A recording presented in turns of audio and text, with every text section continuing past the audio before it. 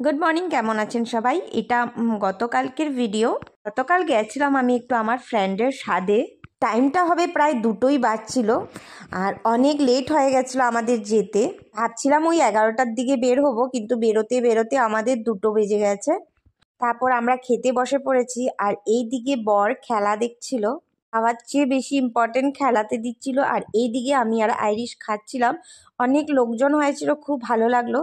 আমি জুন স্কুলে পড়তাম, সেখানকার 2 দিদিমণি আর স্যারকেও পেয়েছিলাম, খুব ভালো লেগেছে ওনাদেরকে পেয়ে। সন্ধেবেলা আবার বেরিয়ে পড়েছি আরেকটা বার্থডে পার্টির জন্য। সন্ধে মানে ওই আর কি 8টার সময় যাচ্ছি আমরা। বলুন তো কার না ভালো লাগে দুটো দুটো পার্টি খেতে। এখানে যার বার্থডে ছিল সে কিন্তু অনেক কিউট ছিল।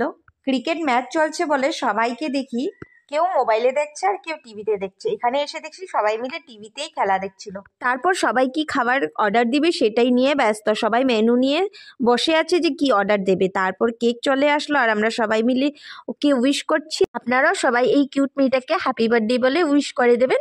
আরেকটা কোইন্সিডেন্ট আমি আপনাদের সাথে শেয়ার করছি।